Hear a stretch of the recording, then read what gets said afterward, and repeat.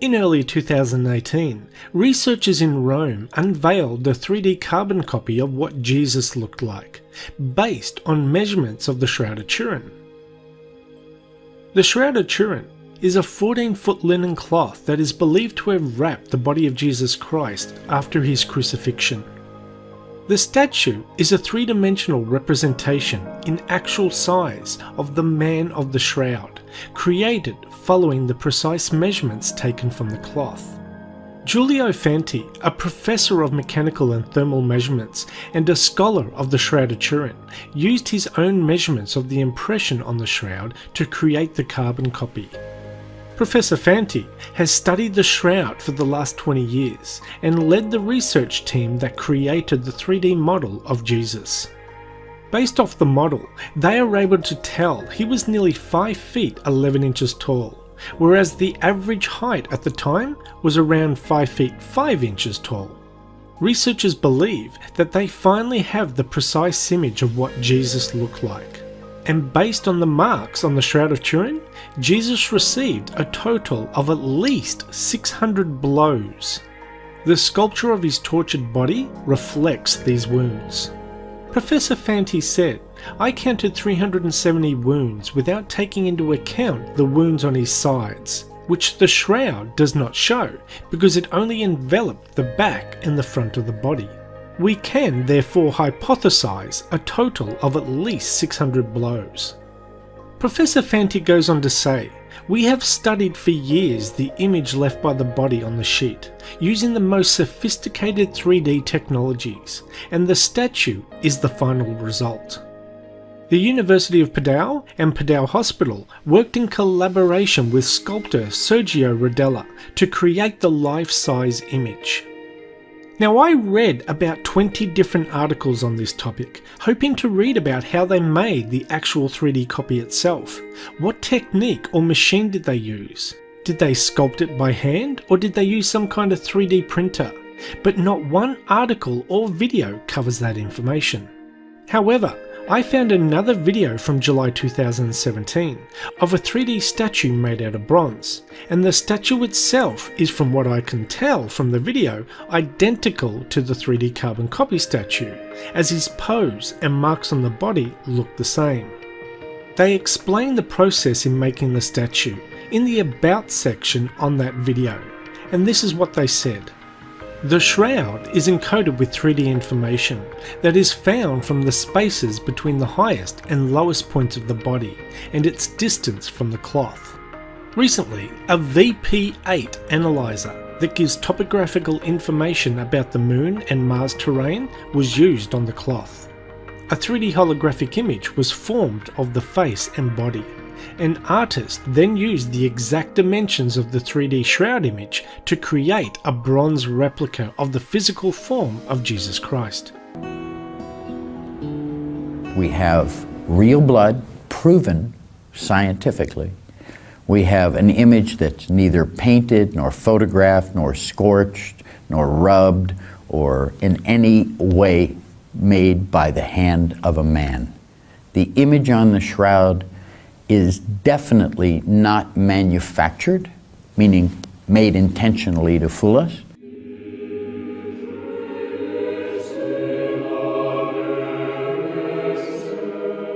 This shroud has been wrapped around the body of a man who was tortured, flagellated, crowned with thorns, crucified, at the time of the Roman Empire.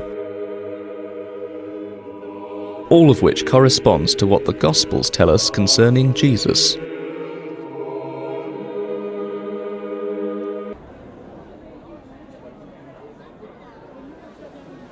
The Shroud of Turin provides a great challenge for science.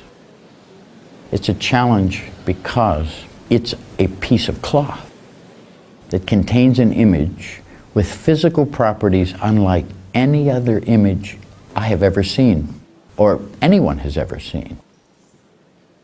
I have spent 32 years studying it. 32 years, half my life studying it, and yet I still don't have the answers. The man I worked with from Los Alamos called me again, and he said, "Barry, what do you know about the Shroud of Turin?" And I laughed. I said, but I'm Jewish. And he said, me too. He was also Jewish. And he said, and explained to me that at that point, a number of scientists had taken a photo of the shroud, and he said they were so amazed that this image has such properties, they were going to put together a team of scientists to see if they could get permission to go to Turin and examine the shroud to try and determine how this image was formed.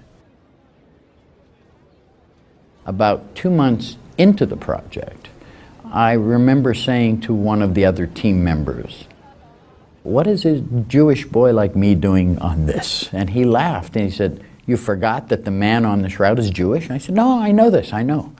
And then he gave me the best advice, maybe, of my whole life. He said, Barry, go to Turin, do the best job you can do. God doesn't tell us in advance what the plan is, but one day you'll know. And this was great advice. And that kept me on the team. I was going to quit. But because of his words, from God maybe, through his lips, I stayed on the team. But the most important property of the shroud's image is the fact that the distance between the cloth and the body made the density of the image change. So the closer it was, the darker the image. The further away, the lighter the image. So the image on the shroud is not just from contact, because it worked at a distance from the body. So the correlation of cloth to body distance yielded different densities of the image. So when we looked at it with the VP8, we saw the natural relief of a human form. Now, how do we make images like that? We cannot duplicate this. And this three-dimensional information is the only image in the world that has this property.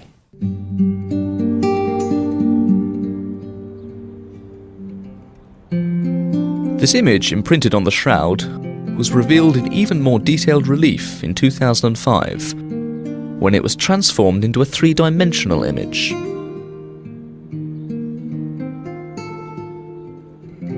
This was achieved by Dr. Soons, a doctor in Panama in Central America, who specializes in three-dimensional imaging. The thing that stopped me from accepting the shroud as authentic for years, 18 years, the blood on the shroud is still red. Old blood should be black or brown. And no one could answer for 18 years, why is the blood on the shroud still red? And then in 1995, in a telephone conversation with Dr. Alan Adler, Jewish blood chemist who proved, by the way, the blood on the shroud was blood, proved it. He and I were on the telephone just having a conversation. And then he told me something I'd never known before. When someone is tortured over an extended period of time, 24 hours, 36 hours, right around the time of Jesus' torture, the body goes into shock. Jesus was given no water, he was beaten, he was scourged. Consequently, he went into anaphylactic shock. After a period of time in this type of shock, the cell walls of the red blood cells begin to break down. And the liver floods the body, the bloodstream, with an enzyme called bilirubin. And when that happens, the blood stays red forever. And when I found that out, that was the last piece of the puzzle. And that pushed me over the threshold and allowed me to accept the shroud as authentic, because it gave me a scientific, credible answer to the last question I had. My life is better by 1,000% than before, because the shroud is in my life. So as a Jew, maybe the greatest irony from my life, I'm a Jew who can say that My faith in God was restored by my study of the Shroud of Turin. The clues that had been brought to light by the scientific research now made a medical examination of the image on the shroud possible. This examination revealed that this man had indeed been subjected to torture and that he had died by crucifixion. We don't see a man that's just dead. We see a man whose face is swollen because his face was beaten. And you can actually see one cheek is more swollen than the other, but both are.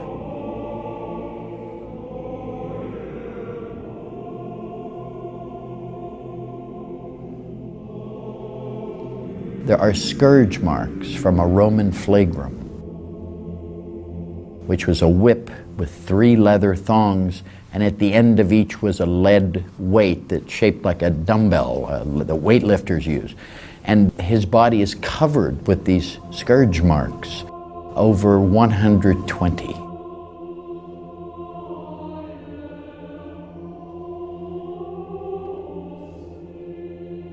In flagellation, as applied by the Romans, the blows not only tore the skin, but, as a result of their energy, which was absorbed in a few microseconds, they caused extremely serious internal lesions. Extrêmement grave.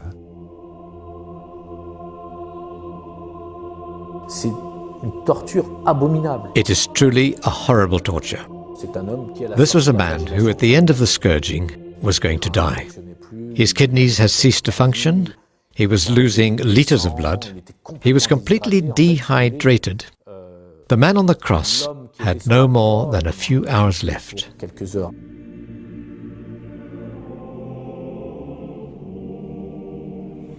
More amazingly, those crucifixion wounds in the hands, the bloodstains on the shroud show crucifixion through the wrist.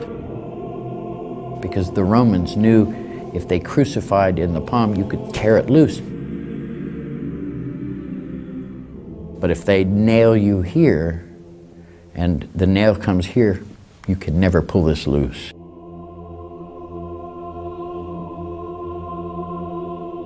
We also see bloodstains covering his head, as if from a cap or crown of thorns. But not the beautiful things that the artists show us. Oh, the Roman soldiers were not going to take the time to weave a beautiful crown. They took a bush of thorns and smashed it onto his head, causing bleeding all over his head.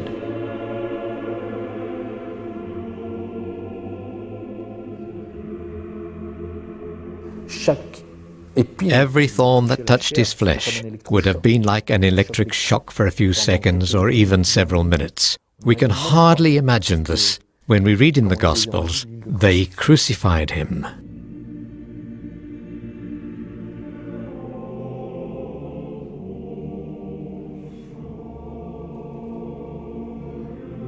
And we see a wound on his side. The darkest blood stain on the entire shroud is from this wound. And the blood actually went around to his back. So we have this bloody cloth with all these wounds, and it is a perfect match to what it tells in the Gospels was done to Jesus.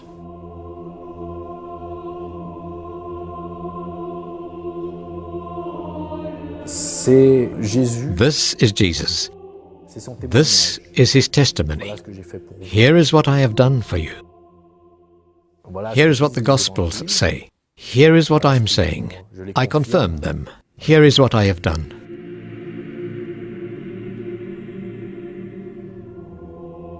I was completely overwhelmed because a naked body, which had been tortured, with traces of blood which were only too visible, should really have made me want to run away.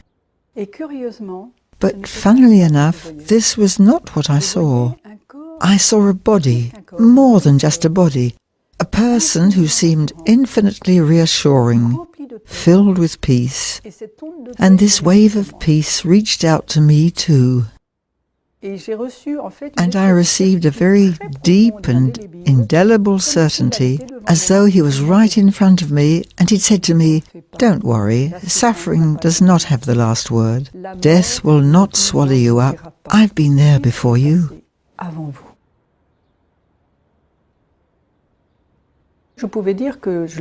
I could say that I met him.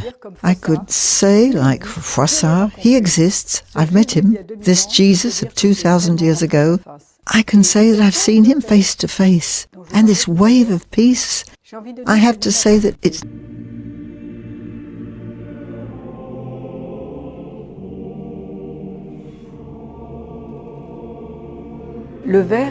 The Word was made flesh. The Logos. He who is the Word, he who is the truth, the life, he assumed a human body.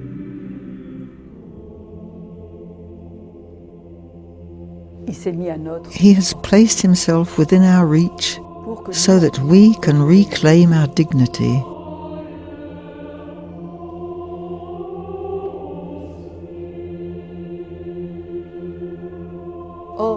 Surely it is our grief that he himself bore, our sorrows which he carried. It's as though he took the worst upon himself in order to allow us to breathe again and to continue to live after our difficulties and trials.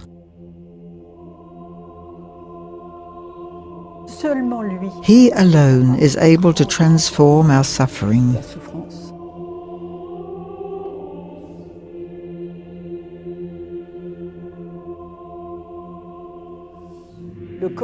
And the risen body came out of this fabric of death.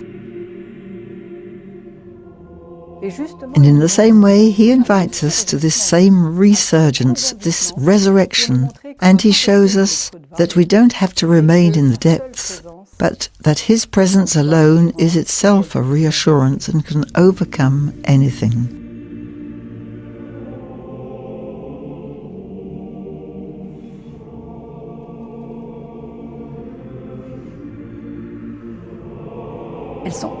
His hands are very beautiful.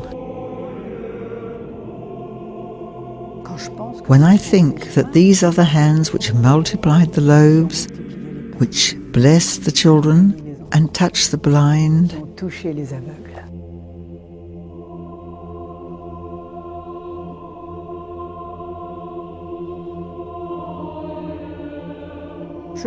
I see a man who is respectful, who is afraid of making me afraid.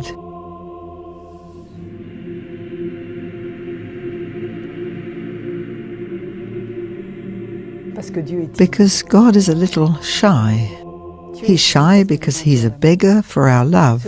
Our God, who is all-powerful, who could make the galaxies dance, is poor before me because he is waiting until I am ready to open my door for him.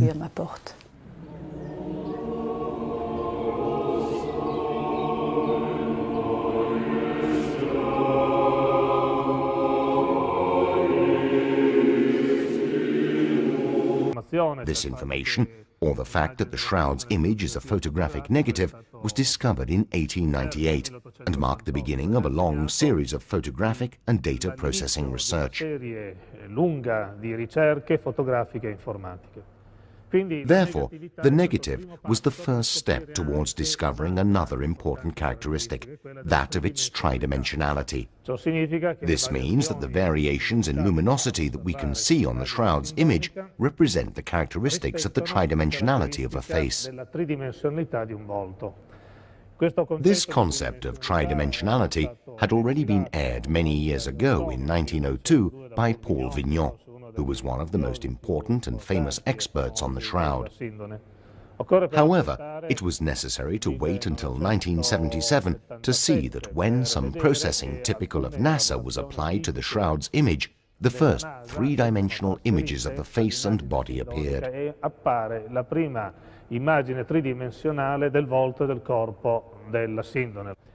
In 78, Italy also saw the institution of a research group studying the shroud's image led by Professor Tamborelli, and the data processing methodology employed gave rise to a very particular three-dimensional image, an image with detail that emphasizes that we are effectively dealing with the face of a man that had been beaten. Some marks of torture are visible that correspond to what we read and is said in the Gospels. Therefore, tridimensionality is another important aspect. But this too is hidden information. As hidden information, there is that relative to foreign bodies, to foreign objects that have been thought to be present on the shroud's image. In particular, we can mention, for example, the imprint left by the coins. What you can see is a three-dimensional elaboration of a coin on the right eyelid that has left an almost unequivocal imprint, the presence of a question mark, and a part of the words Tiberioi Kaiseros. This, therefore, is a coin dating from 30 AD, and this would be a sort of intrinsic dating. Joining up with one of the few people in the world to actually have examined the shroud by hand, he discovered that clue in the cloth, the three-dimensional image. There's something missing, and that's what was the shape of the cloth when the exposure was made. We had to provide that and complete the data set. So with computers for the documentary, they have now recreated how the shroud would have been draped around the body. He says their 3D imaging reveals so much blood on the body. The amount of blood we found in the Shroud of Turin was extraordinary, beyond what I had envisioned. It's very dramatic to see. He was brutalized and murdered many times over. The face of the man in the shroud was scarcely visible until a startling photographic negative was produced. But there is an additional, inexplicable property of this image which caught the attention of 3D computer graphics artist Ray Downing. Encoded within the fibers of this cloth is 3D information which shouldn't be there. It's as if someone, using an unknown technology, hid a blueprint for constructing a three-dimensional statue within this two-dimensional image. Downing worked for over a year, extracting and refining this encoded information to create that statue, to reveal for the first time the face of the man in the shroud. This new portrait of Jesus drew worldwide attention in the news media and was the subject of a History Channel special. Inspired by quotes from the New Testament, Downing has gone on to illustrate a library of Jesus portraits based on the Shroud of Turin image, a face both hidden and revealed in time. Suffer little children, and forbid them not to come unto me. Lazarus, come forth. O my Father, if it be possible, let this cup pass from me. If the world hates you, ye know that it hated me before it hated you. Father, into thy hands I commend my spirit. Greater love hath no man than this, that a man lay down his life for his friends. I am the resurrection and the life. My kingdom is not of this world.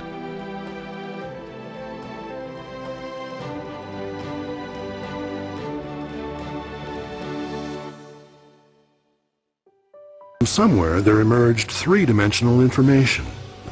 To these practical scientists, it was as if they were looking at something from another planet. None of them had ever seen anything like this before.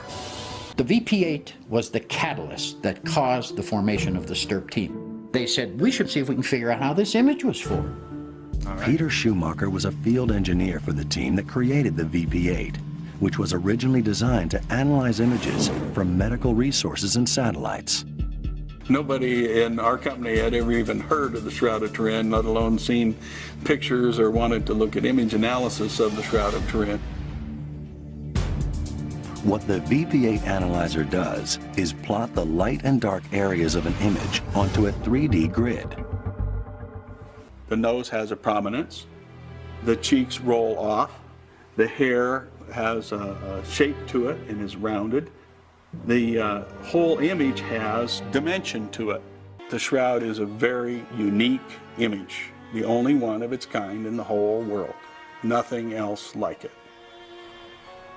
Three-dimensional relief, the front and the back of a whole human being. Only one in the world. No other. There are other striking anomalies as well.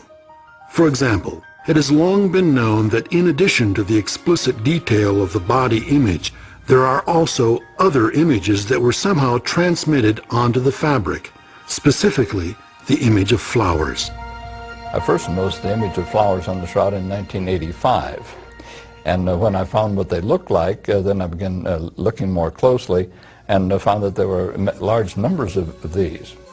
I contacted Professor Avinoam Danin, the world's authority on the flowers of Israel, and took some of our photographs out there. When I handed the photograph that I'd first spotted the flowers on to him without indicating what we'd actually found, he looked at it for about 15 seconds and said, "Those are the flowers of Jerusalem." He immediately knew that this was a unique finding. But once it was discovered that there were other images on the shroud, Dr. Wanger began looking closer and found that there were small coins on each eye. What significance could that possibly have? Dr. Alan Wanger, in his book, The Shroud of Turin, Adventure and Discovery, points out that not only are they there, they present distinct and profound clues as to the date and origin of the image. Father Francis Philus was professor of the theology as well as a scientist who investigated the Shroud of Turin, as well as a photographer. He was working with a group of researchers who were attempting to identify what the projections over the eyes were, thinking they might be coins. And Dr. Philus had enlargement and made of the excellent photographs he had of the shroud and noticed a patterning over the right eye. On enlargement of this, he noticed that there were letters which he interpreted as UCAI and something that looked like a shepherd's crook. This is typical of the lepton or the widow's mite struck by Pontius Pilate in the years in 29 AD to 33. We can identify the images of them, and so we can identify the particular coin and know the origin as well as the date, which both of them are, that we identify are struck in 29 AD. So this dates the shroud back to the 1st century. It also localizes it to Israel, since these coins are just the widow's mites or the common penny of the time, and certainly would not circulate either outside of Israel or not very long after the reign of Tiberius Caesar, to which they were dedicated. But how could an image containing so much information have been formed? There are those who believe the image could only have been formed by a burst of some sort of radiation. But the simple fact is, nothing like the shroud image has ever been found or reproduced. But that's only the beginning of the astounding information to be gleaned from this amazing image. Because it's got three-dimensional properties and X-ray properties. The three-dimensional properties in particular cannot be reproduced by anybody today. Nobody on planet Earth can put three-dimensional properties into a two-dimensional cloth. The Shroud of Turin is unique on planet Earth. I believe that the Shroud of Turin proves the resurrection of Jesus Christ, and that the image on the shroud was caused by a burst of radiation given off at the resurrection of Jesus Christ. Right, we're going to start with image 46. Those of you who've been to the Garden Tomb in Jerusalem, which I believe is the tomb in which Jesus was actually buried, will have seen inside the Garden Tomb the limestone tomb, image number 46, please, in which Jesus was buried. Now, the actual limestone of that tomb is a particular type of stone which is only found in ancient tombs in Jerusalem and nowhere else known on planet Earth. It's actually called travertine aragonite. Now, two scientists called Joseph Kolbeck and Richard Levi-Setti, American scientists, they found that there were traces of this particular very rare limestone on the shroud. They found some of these on the nose of the shroud, the left kneecap, and both heels.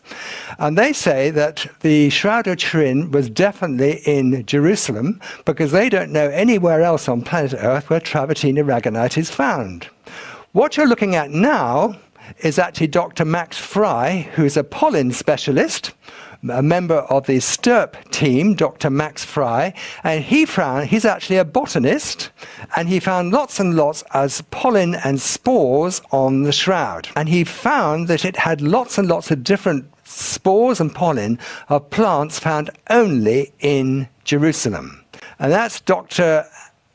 Avinoam Danin, a botany professor at the Hebrew University in Jerusalem. He found Zygophyllum dumosum, the spores of that plant, and he found the spores of a next plant, Guandelia 2040. And he said that the shroud definitely came from Jerusalem. Further evidence of the shroud is Sudarium, which was the linen cloth over the face of Jesus.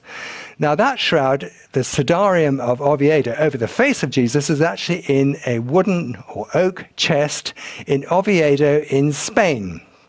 And again, Dr. Alan Wang has studied that and found that the blood type is type AB, which on both the Shroud of Turin and the Shroud of Oviedo, and the blood marks exactly match the blood marks on the Sudarium of Oviedo exactly match the Shroud of Turin, which means they were both placed over the same corpse. That is very, very significant. All right, let's read from Scripture. Matthew 20:18. Behold, we go up to Jerusalem, and the Son of Man shall be betrayed unto the chief priests, and they shall put him to death, and shall deliver him to the Gentiles, to mock and to scourge and to crucify him, and on the third day he shall rise again. All right, now let's compare to what's written in Scripture to the forensic evidence on the Shroud of Turin and see if it matches up. No less than 7 forensic pathologists confirm without doubt that a genuine person made contact with the shroud. He was dead, he was mocked with a crown of thorns, he was scourged, and he was crucified, and there's no evidence of decomposition on the shroud, meaning that the body that was in there was not there very long, less than 3 days. We know for a forensic fact a man in the shroud was dead. The knees are in a locked position from rigor mortis. Who buries someone with their knees raised? Unless the body was in rigor mortis and you were in a hurry to get the body in the tomb. Just like the historical record in the burial of Jesus. There's a post-mortem side wound. That's a no-brainer. That means the person is dead. First stage of rigor mortis is what? The eyelids, the neck, and the jaw stiffen up. And you can see on the man in the shroud, his jaw is stiff. It's locked up. I mean, you can see visible teeth. And the final clue, the slightly swelled stomach. That doesn't happen until 48 hours after death. So the man in the shroud has been dead for 48 to 72 hours, and then his body was risen during the image process. So this matches the whole passage right from the beginning. The man in the shroud, he's mocked, he's scourged, he's crucified, he died, and on the third day he rose. He was risen. That is what the forensic evidence says happened. In order to have distance information on the shroud, to have colored versus uncolored fibers, which represents the distance the body was to the cloth at the time the image was formed, that means what? That means the body had to be raised off the ground. There had to be a separation between the cloth and the body, and that means risen. So the man in the shroud was risen after 3 days. Bear in mind, the blood stains are first, and the image is over the blood stains. They are 2 separate events, and the forensic evidence tells us that this image process took place 48 to 72 hours after the blood made contact with the cloth. Those are the forensic facts of the case file, and they are indisputable. Anyone in disagreement is in disagreement with no less than 7 forensic pathologists and blood chemistry experts. We know for a forensic fact wrapping a dead body in linen will not leave an image behind on the cloth. We have over 1,000 burial cloths from antiquity that had bodies in them. Not a single one has an image on it except this one. And that's because this body and this linen was resurrected. What this really is a 2+ blank equals 4 type challenge, and only one answer fits. The only person this can be is Jesus Christ. He's the only person in history we know of that was mocked, scourged, crucified, died, placed in an expensive linen, and told people previously he was going to be risen on the 3rd day. And that is exactly what the forensic evidence says happened in this case. Jesus himself said, "This evil generation keeps asking me to show them a miraculous sign, but the only sign I will give to them is the sign of Jonah." Now look at the right side of the man of the shroud on his forehead. What is that? That's the sign of Jonah. It's also on the heel, on his heel, on the back of the head, and on the sudarium of Oviedo 4 different times. I've never seen in any crime photo in the history of my life or any morgue photo blood take on the shape of number 3 and be on the side of a head or on clothing or on tools or weapons or blood splatter on walls or whatever it is. I've never seen it. I do not believe it is a coincidence. Ladies and gentlemen, we are looking at the sign of Jonah on the Shroud of Turin. Beyond any reasonable doubt, beyond any doubt, the man in the shroud is Jesus.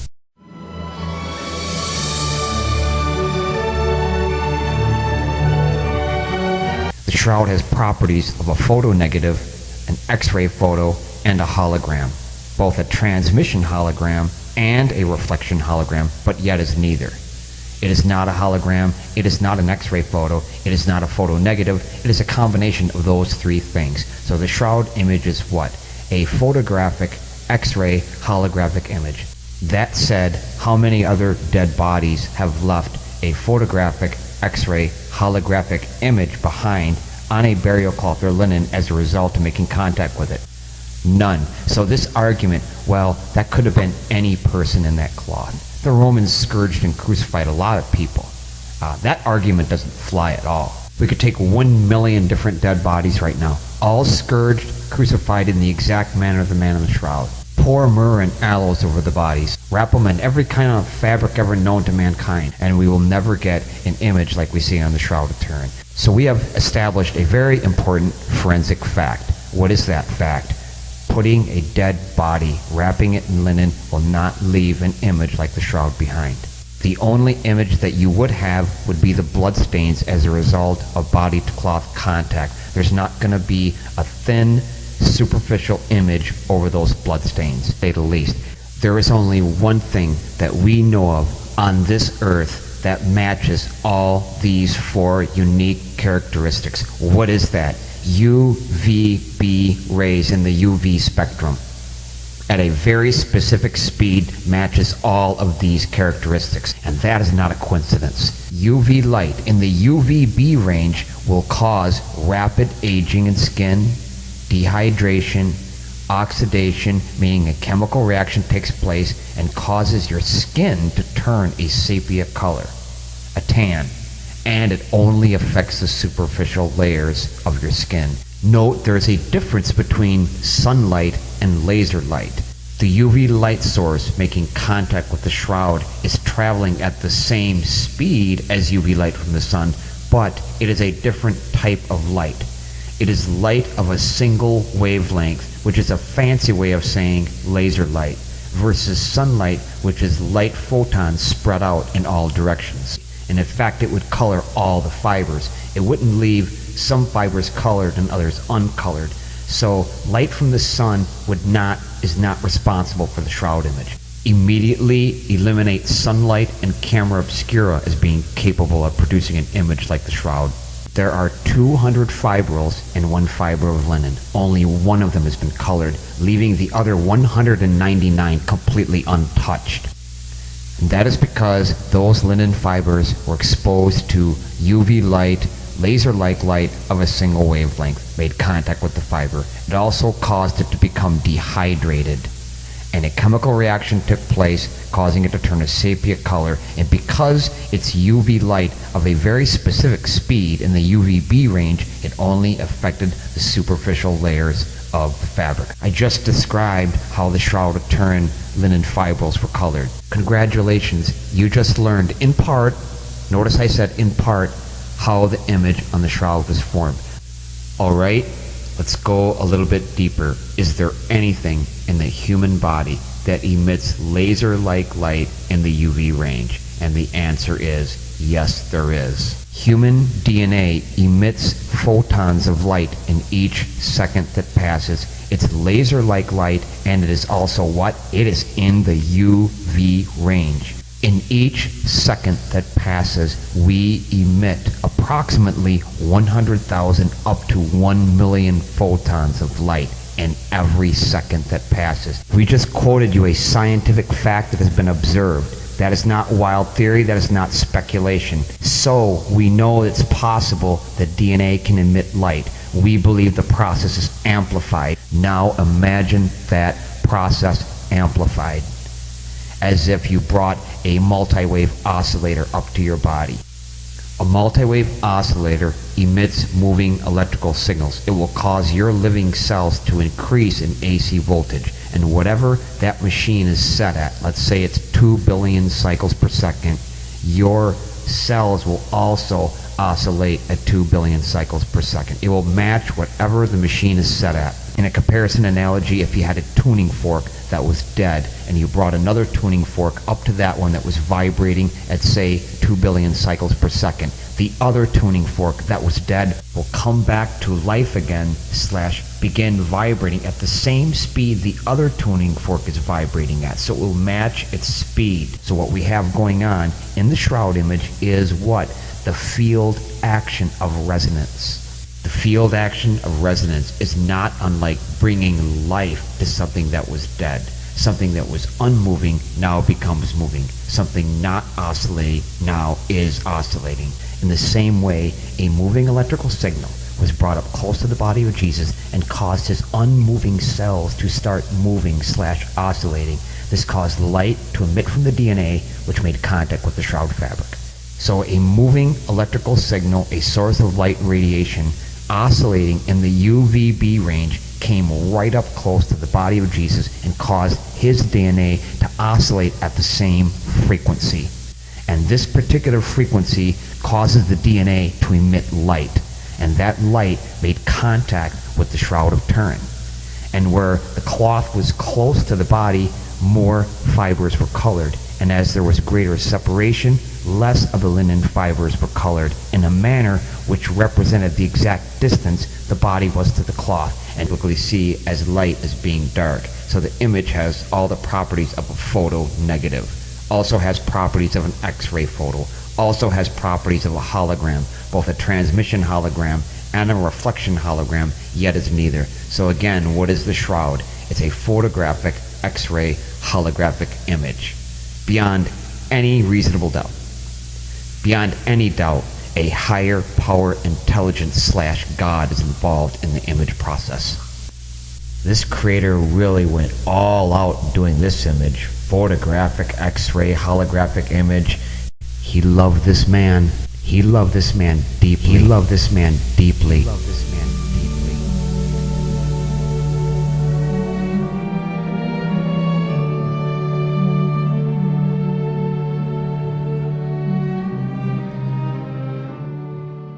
But I just want to go over some final points of the shroud, some unusual aspects of the shroud image. The crown of thorns. Only Jesus was mocked as a king. And what do we see on the Shroud of Turin? 30 puncture wounds around the head from a thistle plant that only grows in Jerusalem. He's scourged and crucified. That's a contradiction. If the Romans scourged people like they did in the Man of the Shroud, that was routine procedure, they would have been nailing dead corpses to crosses. This is the most hated person in the city, and he's wrapped in fine linen. A body crucified and scourged to this degree would be thrown into a landfill, as in human garbage, not treated like a king. So this person has rich friends. And that follows the gospel account. And there came also Nicodemus, who first came to Jesus by night and brought a mixture of myrrh and aloes, about a 100-pound weight. That would be extremely expensive. It would never be used on an ordinary criminal. There's evidence of myrrh and aloes on the headcloth in Spain. Myrrh and aloes found in the blood by antibody antigen testing by a forensic pathologist. See, all these are all clues that say the same thing. This man is Jesus. He's loved and he's hated, and he has what? He has rich friends. like Joseph of Arimathea and Nicodemus. On the cloth is a 1st century style stitching pattern. That gives us a clue as to the age of the cloth. The shroud is 8 by 2 cubits, an ancient measuring system. The image goes against how people would perceive that God would do things. When one thinks of the almighty, powerful God, creators of the heavens and the earth, making an image, we think of power. This will be a powerful imprint, as in firm contact with the linen. Yet the shroud is the exact opposite of what one would expect. Look at the 2 black eyes. When you look at the shrouded image, when it's photographed, you can see detail. You can see that his eyes are closed. You can see the swelling more. And the same thing holds true with an X-ray photograph. An X-ray photograph on the film plate is black. It shows the bones as being black, and then the colors are inverted so the physician or doctor can see more detail. The shrouded Turin image is just like that. When the colors are inverted, you can see the detail. You can really see the swelling. You can see the teeth. You can see that the eyes are closed. But when you look at the image on cloth, it looks like the eyes are open. As a result, you see in all the early frescoes, Jesus has his eyes open, and they're portrayed as big owl-like eyes because that's what it looks like. So we haven't even really seen the Shroud of Turin correctly until the last 118 years. Look at the vertical lines going down the sides of the face. That really looks out of place, as in, what is that? That's because the light source that's emitted from the body is coming out in a straight line. It follows the pattern of the swelling, but where the swelling drops off and the face drops down, that's where the image process stops. Because why? As we discussed in the first video, too much separation between the body and the cloth there. No image. We really see that clearly in the face, along the sides of the cheek. And then we see the blood stain off to the left, which appears to be in the hair, which is actually a blood stain from around the area of the ear on the side of the cheek. So the blood stains are out of stereo register with the body, but it proves this beyond any doubt. The blood stains are first, the image process is a secondary event. 2 completely separate events, not done at the same time. And the forensic evidence tells us beyond any doubt that this image process happened 48 to 72 hours after the blood made contact with the cloth, and that fits exactly with the gospel account. This can only be one person. So the forensic science tells us what? The man in the shroud is Jesus. Not just beyond a reasonable doubt, beyond any doubt. Is 3D information which shouldn't be there. It's as if someone, using an unknown technology, hid a blueprint for constructing a 3-dimensional statue within this 2-dimensional image. Downing worked for over a year, extracting and refining this encoded information to create that statue, to reveal for the first time the face of the man in the shroud. This new portrait of Jesus drew worldwide attention in the news media and was the subject of a History Channel special.